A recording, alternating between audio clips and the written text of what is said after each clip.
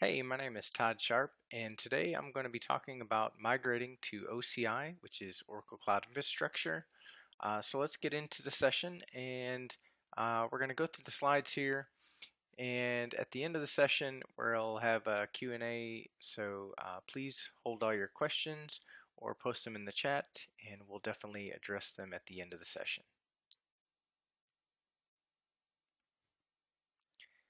So this is Oracle's safe harbor statement.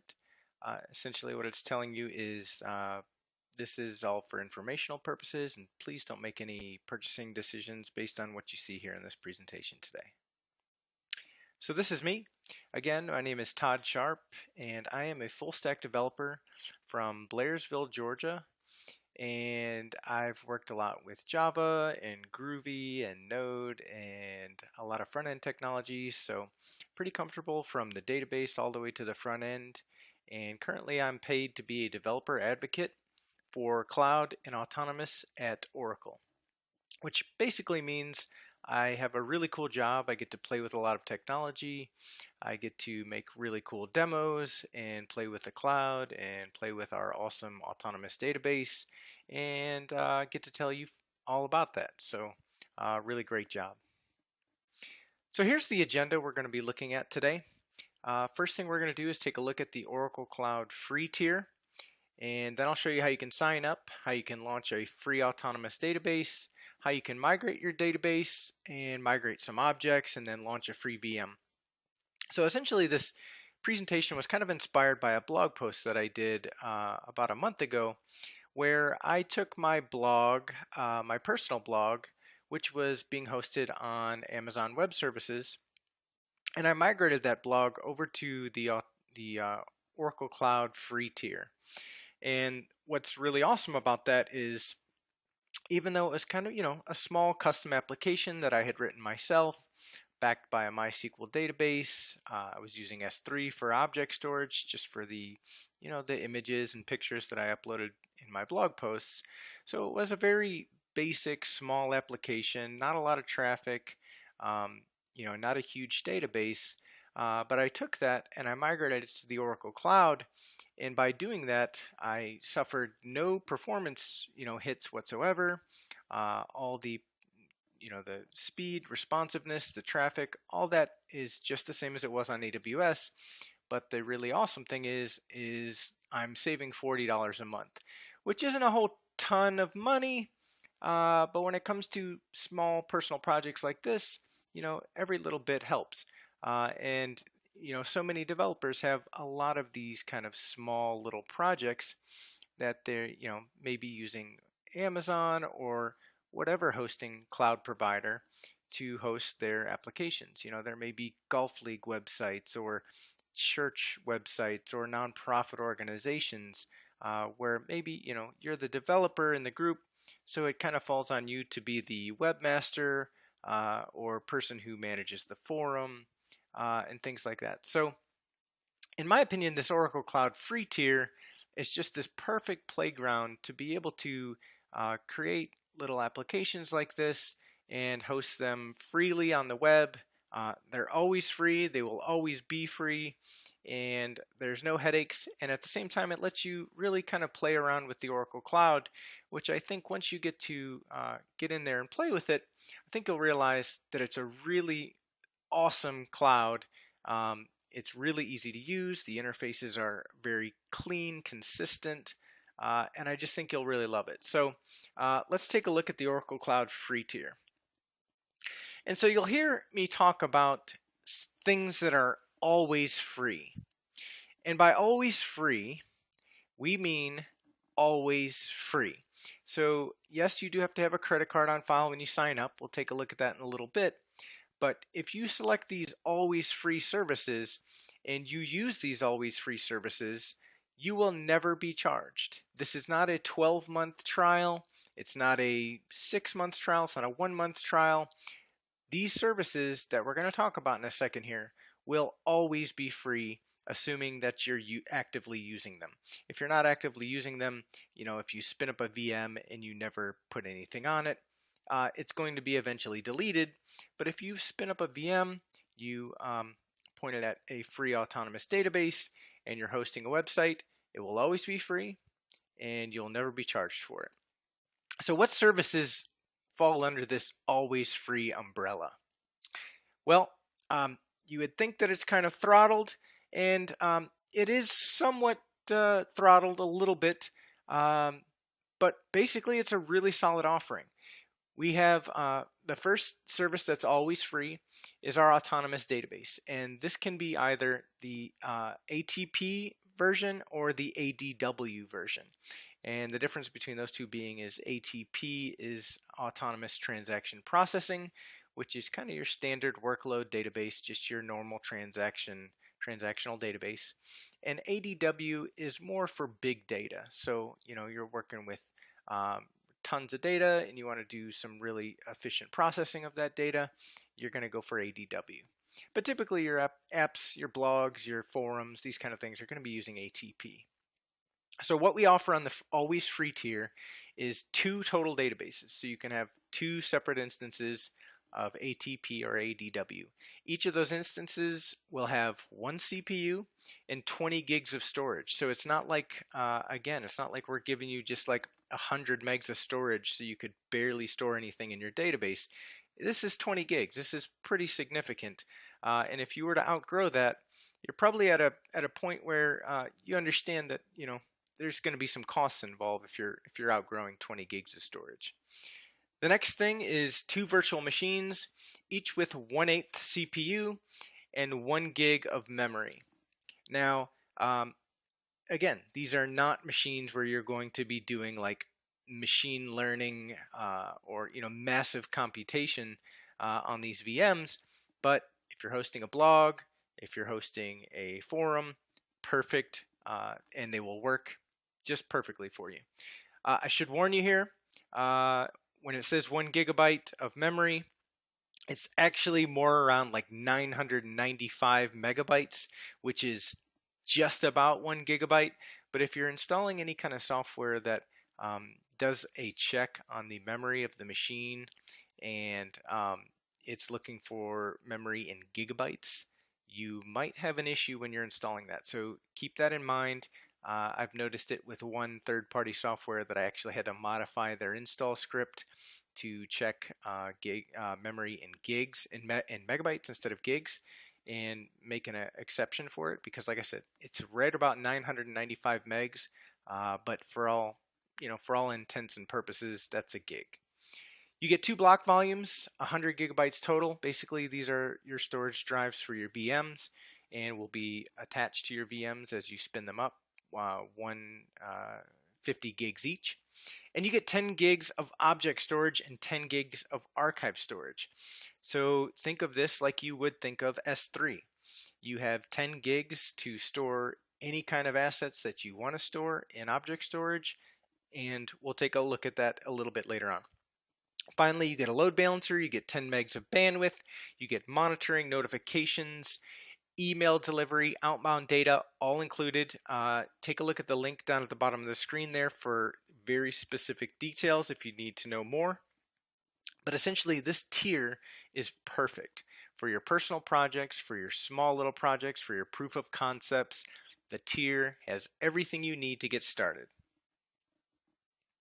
Now let's talk about what I call almost free services. And again, if you're doing these small projects, these proof of concepts, these maybe you're using it for a small staging area for your production application. When you think about these other services that I'm about to talk about, they're not included in the always free tier, but they're just about free. And what do I mean by that? So for example, Oracle Functions. I consider Oracle Functions an almost free service. And the reason I consider it that is because you get basically 2 million calls a month absolutely free.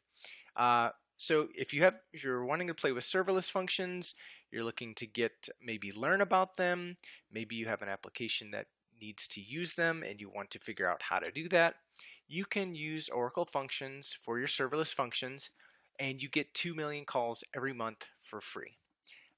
If you use the execution time pricing, that's based on gigabyte memory seconds.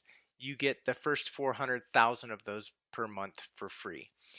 You have to work really hard, I think, to exceed this free tier for Oracle functions. Now, a production application, obviously, you're going to probably end up exceeding that. But for your side projects, for these kind of things, just to learn, you're probably never going to see a bill at all for Oracle functions. The next thing I like to talk about when it comes to almost free is our Oracle streaming service. And essentially this is a full-featured messaging queue for producing messages, having consumers that consume those messages. And with the Oracle streaming service, you're really cheap when it comes to transferring data. You can see down at the bottom of the screen there, I've gone to our cost estimator and I've estimated 10 gigs of data transferred and 10 gigs of storage, 10 gigabytes per hour of storage, and we're talking about $1, $2 max for your bill. So I say almost free because we're looking at about $1, $2 for 10 gigs, which is a pretty healthy amount of transfer when it comes to messaging. So you could play with this, you could learn how it works. Maybe you haven't used messaging much. And coming very soon, in fact, in December, I believe, the Oracle streaming service is going to be fully compatible with the actual Apache Kafka API. So you can use the Kafka API to send your messages with Oracle streaming service with just some very minor modifications, and your app will continue to work. And you could use the Oracle streaming service instead of Kafka, so you don't have to worry about hosting your own Kafka instances, spinning up Zookeeper, all of that stuff. You just point it at the existing Oracle streaming service and you're good to go. So let's talk about how you sign up for the Oracle Cloud free tier. It's really easy, and we're going to jump through some of these screens here, but essentially it's just a real simple process to sign up for the Oracle Cloud free tier. So the first thing you're going to have to do is you're going to provide an email address and choose what country or territory you're in, agree to the terms of service, and then click the next button. The next screen is going to ask you what kind of account type you're going to use this for, whether it's company or personal use. And then it's going to ask you to give it a cloud account name. Now, this has to be universally unique among all Oracle clients. And this is what's going to be known later on as your tenancy name. So you're going to see that quite often as you go through the Oracle Cloud dashboard or the documentation. And so this is basically a unique name for your account. For myself, I use the name of my blog. For my internal work account, I use my first and last name. So pick whatever name that you want that you'll be able to easily remember. Make sure you jot this down, write it down on a piece of paper, and keep it somewhere handy. But essentially, this is going to be your tenancy name. Next, you're also going to choose the home region. So this is the data center that's going to be closest to you geographically. It doesn't have to be, but for latency purposes, you probably want to pick something that's geographically close to you so that you're not going to notice any kind of lag or anything like that. Next, you're going to have to verify your mobile telephone number. So you'll enter your mobile number. You'll get a text message sent to you. You'll enter that code and then just click Verify Code and verify your mobile number. Next, you're going to choose a password. There's some pretty strict requirements for creating a strong password. I believe it has to be 15 characters, has to have an uppercase, a lowercase, and a special character, and maybe a number. But essentially create a really strong password, something that you're going to remember, and confirm that, and you'll be able to move on. Now, payment information. This is where it kind of gets a little sticky sometimes with some people, and believe me, I'm right there with you. Nobody likes to put their credit card on file and worry about, tiny little charges sneaking in, little fees, little things like that. Oops, I didn't know that this service cost money, and now all of a sudden I have a $30 bill. And I've been there. I mean, I once played around with Amazon SQS, and I had a loop that ran all night sending text messages. The problem was I didn't put a 1 in front of the number that was sending text messages, so it ended up somehow being an international number that I was sending a text message to. So all night long, my script ran, and I ended up with a $30 bill. Now, yes, that's going to happen sometimes. You should be careful with the APIs that you're using. Never let something run all night that you're not sure is going to charge you. But my point being here is you need to put in this payment information to have it on file, but you will never be charged unless you elect to upgrade the account. So when you sign up for this free tier, you're also going to get a 30-day trial that includes $300 that you could use for any paid services. Now this is different from the always free tier. If you select a VM that is not considered an always free VM, maybe it's a larger shape. If you select a database service that is not always free, you can try that out for 30 days. No problem, as long as you don't go over that $300.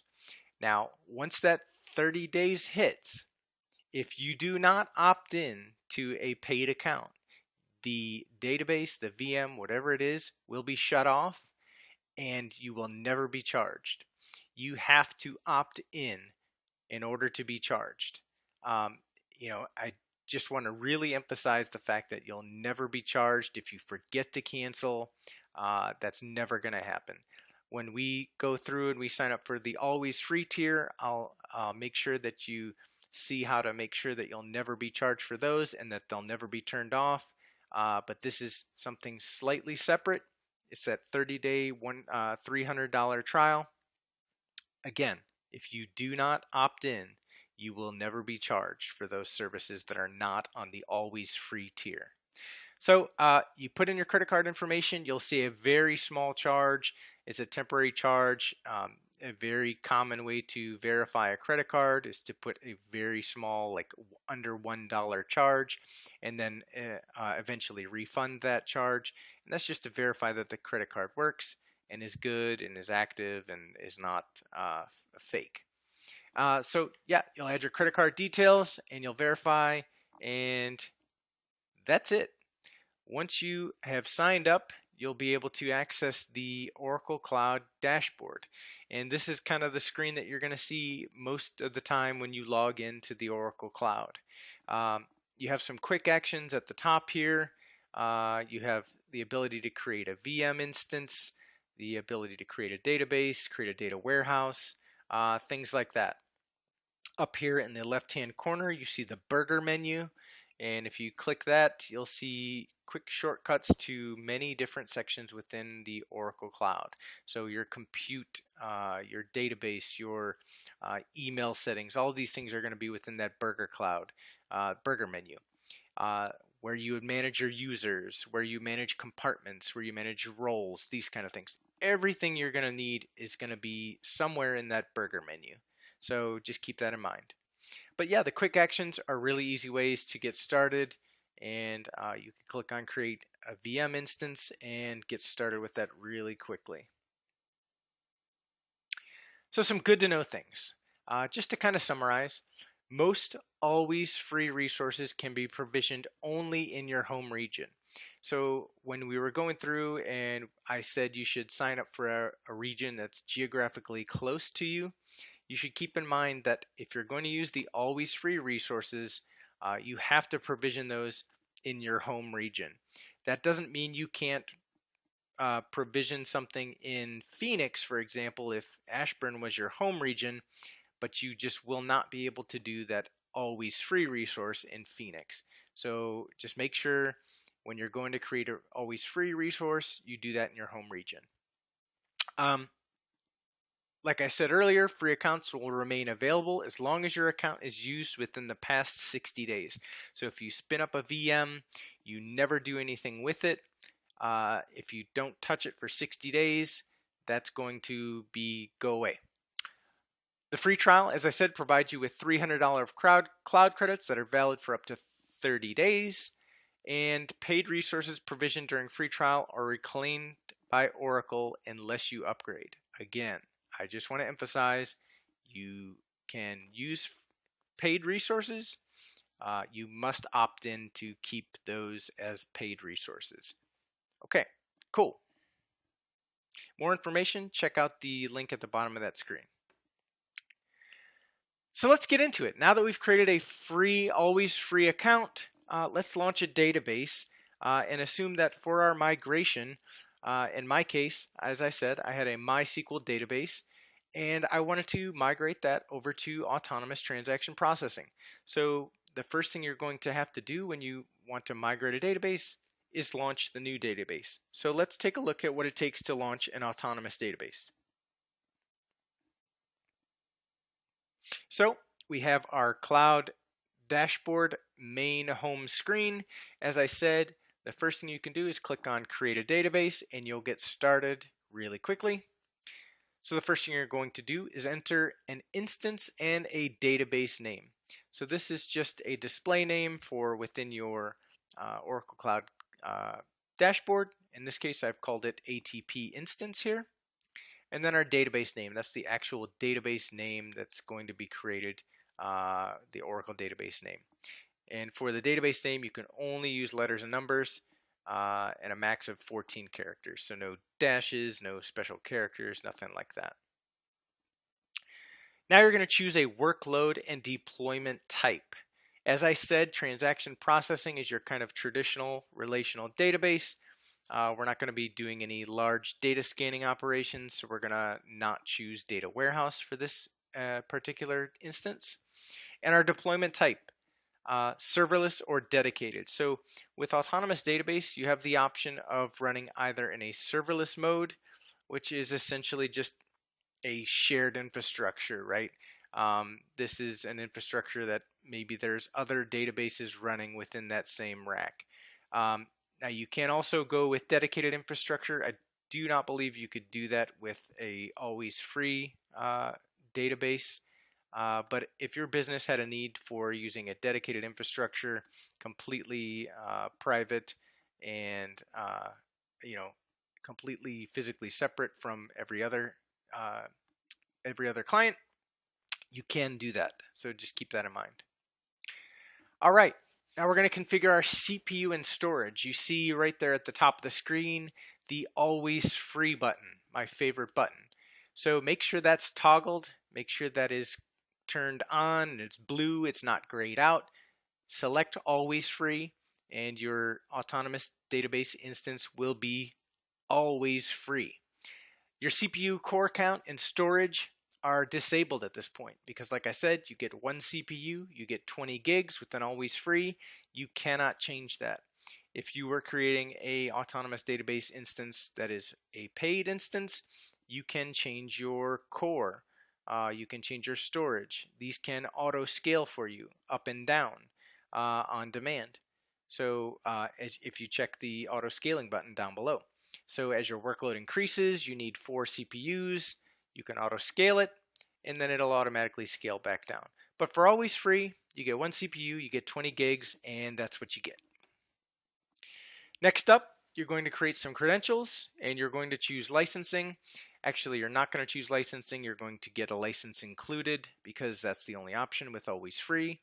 So right here, you're going to just put in a password, and this is your admin password, and the username will always be admin. It's read-only. You have to go with that. You can create additional users, but you need to have an admin user created right up front. And at this point, you just click create. And what happens is you're redirected to the database details page.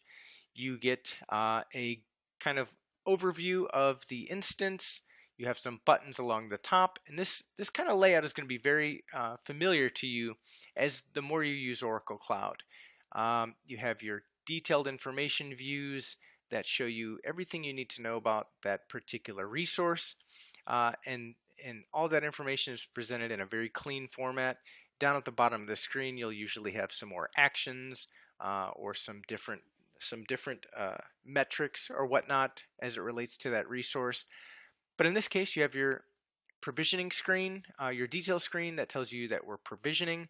You can see, as I've highlighted here, the instance type is free, and it's going to take a few minutes, and once that is all done, you'll get an available screen. You'll get an available status. At this point, you can see where the star is here. There is a DB connection button. You're going to want to click this, and that's going to bring up a modal screen, modal dialog. Now, this has slightly changed since yesterday. It's going to look slightly different for you when you go to sign up. But essentially what you're going to want to do is download your client credentials, and this is what's called a wallet. And this contains basically a key that you can use to make your connection to your ATP instance. And the reason you need this is that so you can create basically a TLS, a secure connection to your database. It's just a cert that is used to create that secure connection, and there's plenty of documentation on how to use this. We're not going to go into details on that in this presentation, but it's really easy to use. You download it, make sure it's handy, and you can use that for your application to make your connection, whether it's JDBC, if you're going to use SQL Developer Web, if you're going to use SQL Developer, you'll need the wallet to create your connection to your ATP instance. And as an added bonus with ATP and ADW, if you click on the Service Console button on your details page, you can take advantage of a few really nice services, namely Apex. If you are using any kind of low-code application development, if you're doing any kind of low-code application development, you can take advantage of this absolutely free. It's a browser-based environment. It's basically kind of gives you a really quick way to get an application front end that talks to your ATP backend. What else? You have Oracle REST Data Services and SODA. You can use those for free against your ATP instance. You can use SQL Developer Web, which is basically an online version of the SQL Developer IDE. It's a really quick and easy way to write queries, take a look at your data, manage some parts of your instance, all online. You don't have to download any software. You don't have to install any software. You can do it all online. And finally, Oracle ML SQL Notebooks. These are an Apache Zeppelin-based notebook that you could use to create some machine learning visualizations, do some queries, train some data sets, apply some algorithms, any kind of machine learning cool stuff that you have in mind that you want to play with, absolutely free, included with your ATP instance. So the next step, now that you have your database up and running, we're going to want to migrate our database. So it's really easy to do. You can use SQL Developer to do this. There is a full migration guide available. I've included the link here. I do suggest you take a look at it because it can be kind of involved, especially when you're going from one type of database to another. In my case, MySQL to Oracle ATP. You want to make sure that you take your time, read the documentation, and get your data over from your source database to your new free, always free database. So there is a migration wizard, as I said, included with SQL Developer, and there's basically 6 steps you need to take. You need to create a repository, and this is just basically a database that stores some kind of meta information as it relates to your projects and your migrations. The next step is to create a project. You choose a connection and a source database. So in this case, I created a connection that pointed to my RDS MySQL database, and then you map your data types. If you have, for example, a Boolean data type and you're coming over to Oracle that has no Boolean type, you need to kind of map how those things are done. And usually there's a pretty good default mapping when it comes to these kind of things, but if you have to do anything special, you can do that with the Migration Wizard. You can translate objects, things like stored procedures and views, and then finally you choose your target database and you can then run your migration. So here's just a kind of a couple screens of how it looks to use the Migration Wizard. Like I said, you can convert source types to Oracle types. So like I said, you have a big int, maybe in MySQL, and the Oracle data type is going to default to a number 24 with 0 precision. So that you could do this kind of mappings. You can add new rules, you can whatever you need to do to get your data from your source to your new ATP instance. And that's it for as it comes to migrating database. You can use SQL Developer, get your data from RDS, put it into your new ATP instance, and move on your merry way. The next step is to migrate objects. So like I said, I used S3 for my images for my blog. And in my case, I only had about 100 images. So it really wasn't that bad. I was feeling kind of lazy, so I essentially downloaded all of them manually and manually uploaded them to my new Oracle Cloud Object Storage account. But there are other options available. You can use tools like rclone, and there's a link to a white paper that goes into how you would use rclone to do that. There's also, there's other tools available to do S3 migrations.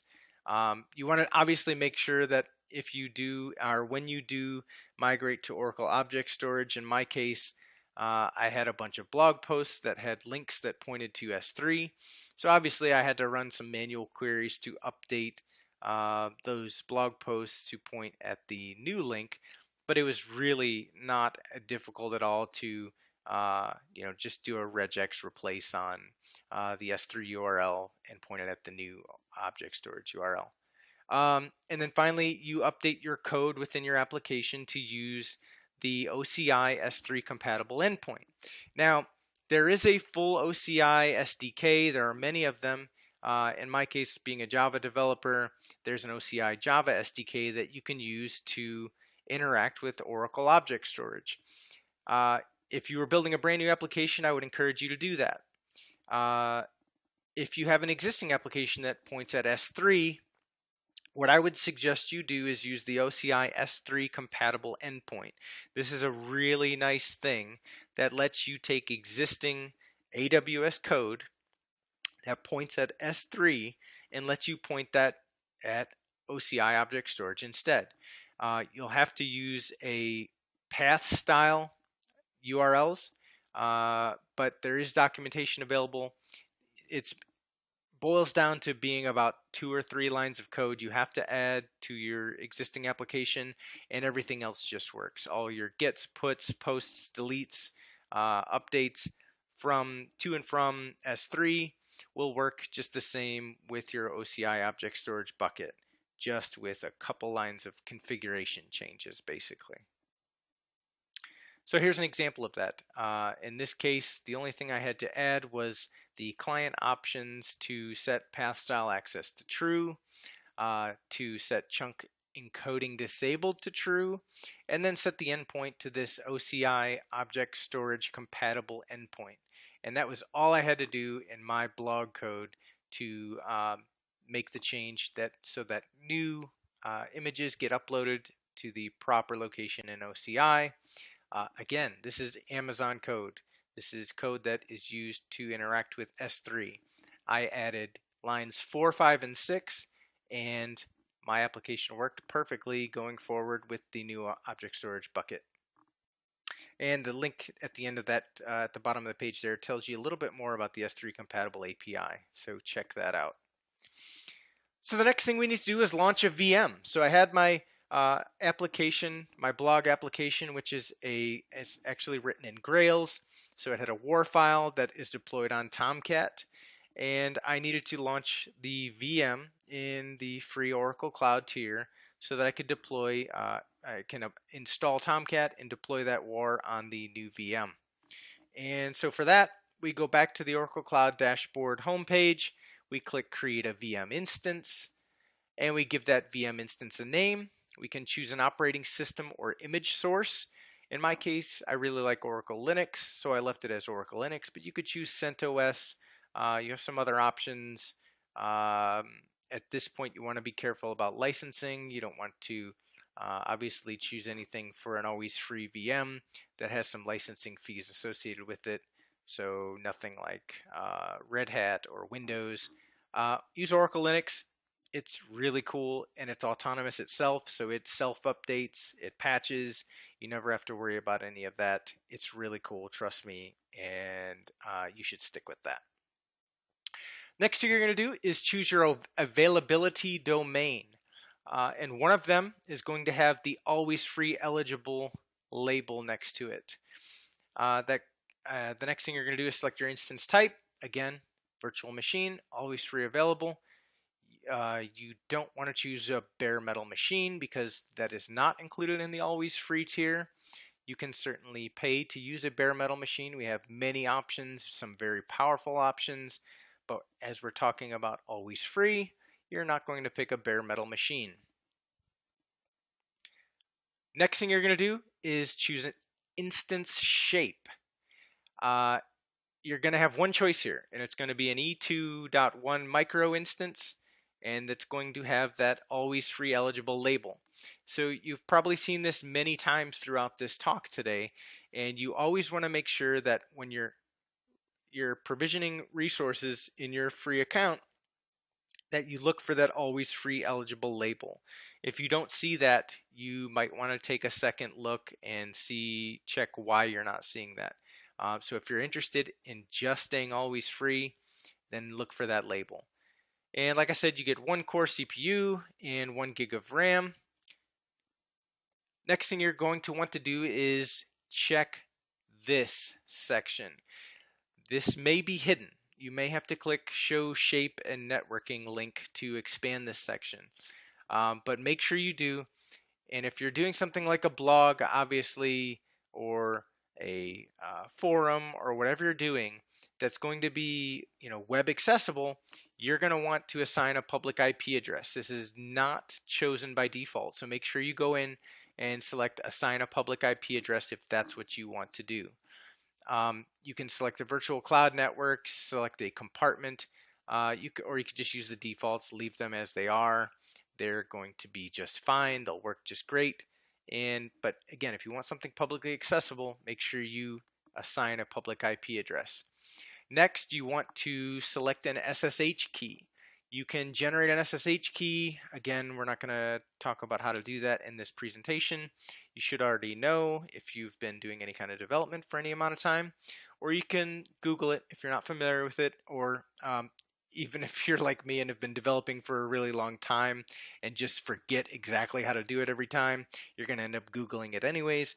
But essentially, you want a private public key pair, and you're going to upload the public part of that key pair to when you're creating your VM. So when you go later on to SSH into that machine, you're going to use the associated private key, and you'll be able to SSH in no problem. So once you click Create, you're going to be taken to the Instance Details page.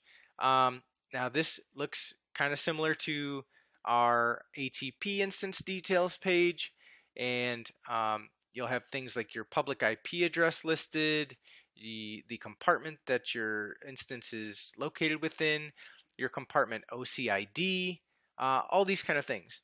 But if you're going to be creating something that's web accessible, like a blog in this case, what you're going to want to do is click on the virtual cloud network right there that I have the arrow pointing to.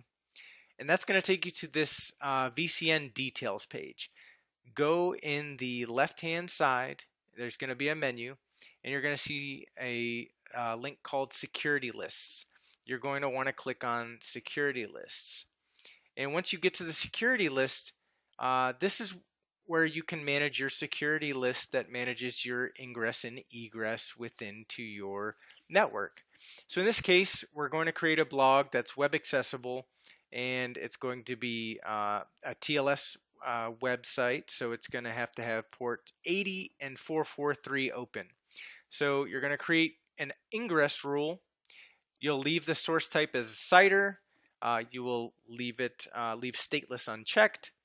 You're going to enter a source CIDR of 0.0.0/0, basically the entire internet. You want to be able to access this ingress rule.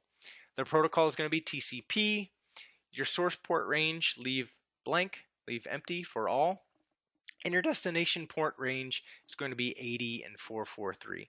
So this will allow those ports through your security list through your virtual cloud network. And at this point, you're ready to deploy your app. Obviously, there are many different ways to do this. If you're a Node developer, if you're using Express, maybe you're using an Nginx reverse proxy. However you're going to do that is outside of the scope of this presentation. But at this point, you're free to deploy your app. I should note that you've created some security list rules to allow port 80 and 443 through your network. You will also have to go into your VM. If you're using Oracle Linux, for example, you're going to have to go into your VM and open up those associated ports on your VM firewall itself. It's not enough to open them on your VCN. You also have to open them through your VM firewall. So keep that in mind. There's really easy ways to do that. It's just basically 2 shell commands and one more to reload the firewall rules. But you can Google that, search that out, and figure out how to open up those firewall ports. But essentially, like I said, at this point, you're free to deploy your app. I went into my VM, SSH'd in, I installed Tomcat. I used certbot and Let's Encrypt for my SSL certificates. I deployed my WAR file to Tomcat and switched my DNS record to point at the new VM's IP. And I was good to go. I was up and running. So that's essentially it. The Oracle Cloud free tier gives you the ability to create these awesome, simple, free applications. They'll always be free, and you can deploy them really quickly, really easily, and work with the OCI dashboard, which is really easy to use. It's clean, it's consistent. You're going to have no problem learning how to use it, and if you do, you can always reach out to me. Come check me out on the Oracle blogs at blogs.oracle.com/developers. Search out my name. You could follow me on Twitter at Recursive Codes and reach out to me there, and I'd be glad to help you out and answer any questions you may have. So like I said, we've saved some time here at the end for question and answers, so I'm looking forward to taking any questions that you may have.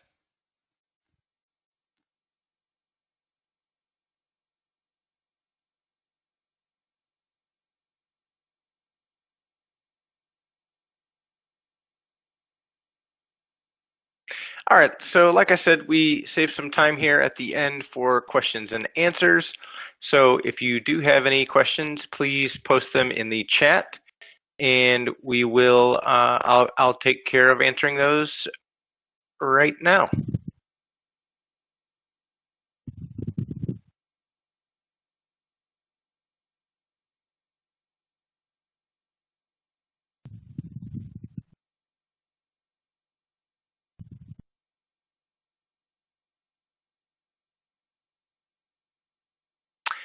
But since there's no questions coming in, I want to tackle a few, maybe one point of reference.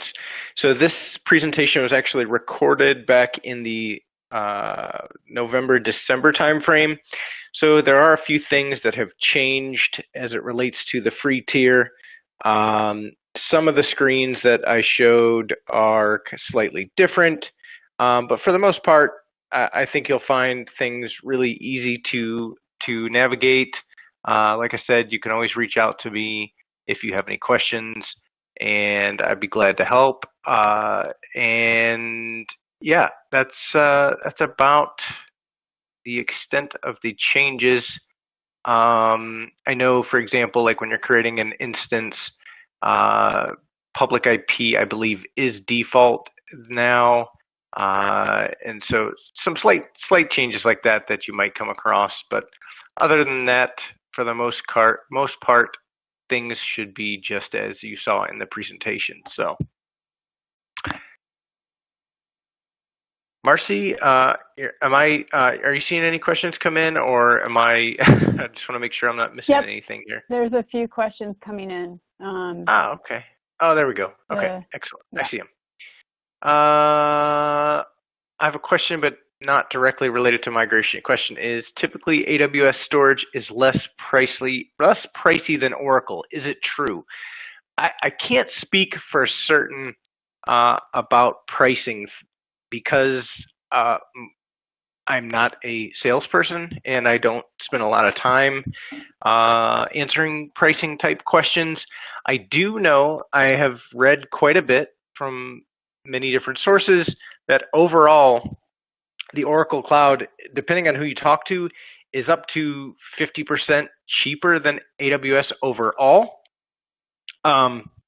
So I guess take that for what it's worth. There is a pricing tool I know out there, if you Google Oracle Cloud Infrastructure Pricing Tool, that you could use to do some comparisons for yourself. But overall, I've been told that our overall cloud prices are less than Oracle. So thanks for your question, Amit. Next question, slide deployment app. Do you have any pointers to read and follow? So it's going to depend very much so on your application and what you're using. You know, what language you're using, what servlet container, what web server. So there's just so many different options there. It's going to depend on what you're using and how you're packaging and deploying your app. So unfortunately, I don't have any general pointers on that. I mean, I would say, you know, if you're familiar with how you've deployed on other clouds, there's pretty much no limitations to the VMs that you're going to find in Oracle Cloud. Next question. Do we get a notification email saying non-usage of service before it shuts down after 60 days? I was originally going to say no, but I think maybe you do. I'm not 100% sure.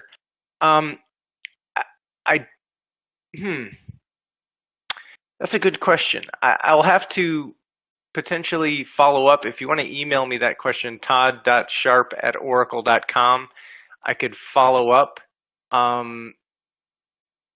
But I'm not 100% sure. Sorry about that. I think you do. What operating systems are considered always free? Any operating system that is free is considered always free. So things like CentOS, Oracle Linux. Obviously, Windows is not included as always free because there's licensing that goes along with Windows. Red Hat is a license, a fee-based license for Red Hat. So any operating system that is free to install anywhere and in any other machine would be free to install in the Oracle Cloud. Is free tier available for GovCloud? Another great question that I unfortunately don't have an answer for. You can. Certainly, I would encourage you to read the terms and conditions that you're agreeing to when you sign up for a free tier. Again, I'm just going on gut here, but my gut would say no. Maybe, but even if it is, my question to you would be, would the offerings on the free tier be sufficient for hosting a government application? I spent 8 years at Booz Allen Hamilton doing government consulting projects, and I can't think of any applications that we built that didn't have more robust requirements than the low CPU, low RAM and low storage that is offered on the free tier. So perhaps for like a staging type zone, maybe QA testing staging, that might work. But other than that, I would say, you'd probably want to go to a paid tier.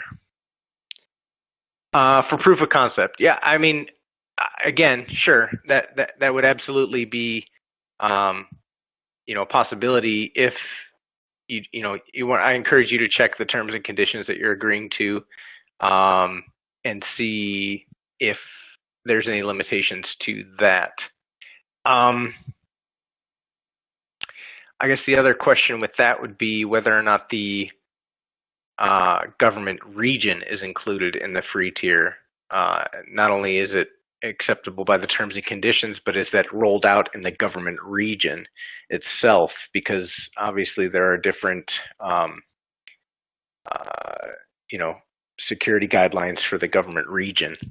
So that's another question that I unfortunately don't have the answer to. But I encourage you to check, and like I said, there is a live chat that you could always use while you're signing up to discuss those types of things with the folks and that side of things. Did I miss a question?